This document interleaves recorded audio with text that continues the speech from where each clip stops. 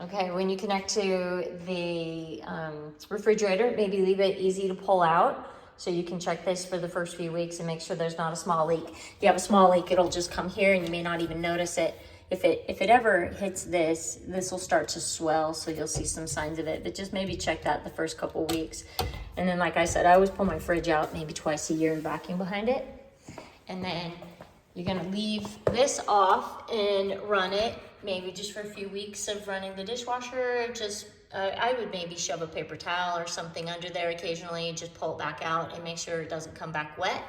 And then when you're ready, the screws are already in here, down here. And then the cover plate with the insulation is up there. I'll leave it there. I'm trying to think of things that this, if you ever need help with this, and like I said, I leave it on, but he kind of went over it all. Oops. No, I can't get it off.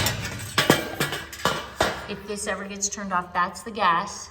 So when it's in line with the pipe, means it's on. That's for all your water lines too. This is how you'd start the pilot and turn it off and on. And then there's that little red button. See, oh, right here, that little red button, that's like the lighter, and then you'll see this. But I got tired of it because even if you stop it after a while, you know, for like 6 months or something, if it's off, it would just take so long to get it back on that I gave up on turning it off, saving whatever I thought I was saving.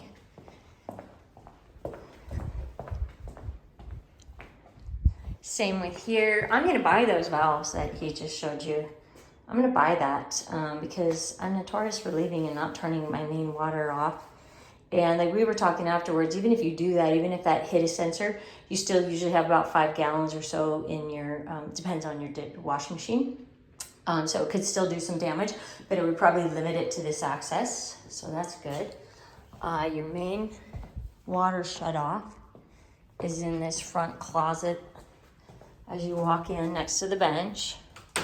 I gotta remember doing that too, just turning it off when I go on vacation. And then the main things that I knew I'd forget were out here. I would read the manual on that. That was interesting to learn what he said about watering multiple times a day, but keeping it low. So I'm gonna try that this winter, or spring, summer. I'm just gonna tell you, it's gonna be a little bit of a trial and error. You have these beautiful the types of hydrangeas that can take the sun. I would watch all my plants. If your irrigation water isn't on, I would grab a hose and I would just hand water the plants for a while. I'm gonna look to see where a hose is at. There's your hose here. Oh, see, yep, they did it right here. And I don't think anyone cares, or fine. And I would do mine over there, same as they did here. And if there's an issue, I would just lace this with something so you wouldn't be able to see through.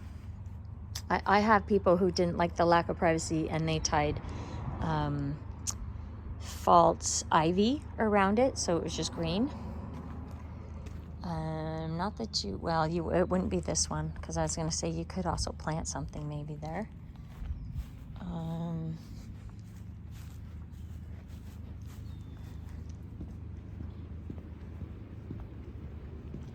Is there anything on this? Usually when the utilities companies come, they'll figure out what to do with this extra line. I looked at my house and it still has some of it hanging there, so I guess that's better than nothing.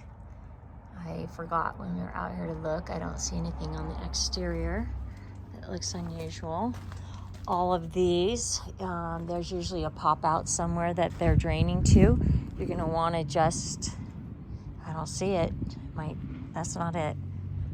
I don't see where it's going, but and it could just come out and just drain into here. But at some point you may want to, well, hopefully you won't have anything, but I've had to do that before. I've had to find out where this is draining to and kind of unclog it. One time we had to dig it up, and that's a pain. And then back to this, I've never done it myself, but I've had tenants. If you're AC, it's usually the AC is running hard. I've seen these where they're absolutely black because nobody changed them. So I am very keen on changing it every 4 months, 3 to 4 months. And I will say I leave the fan on all the time as well, and it makes it so the house is less dusty. I never do this part where you connect there and drain it out, and I need to. Every time I come to one of these, I think of that. And then that's also another good idea, is just to turn it on low when you go on vacation. There's so many things I don't do.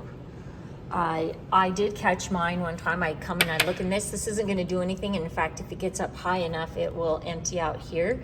But I did one time, mine was in a closet, and I do remember looking, and if there's some leakage, it starts off very small, and it usually is caught in the pan. The other place I would always check is up high. I would check those connections up there and just make sure they're not corroded. Sometimes they look a little corroded, and as long as they're not leaking, it's fine. But that's another area that I check. He talked to you about the I-beams. I've had issues with those. They have to be adjusted every once in a while. Usually they get knocked or rattles enough.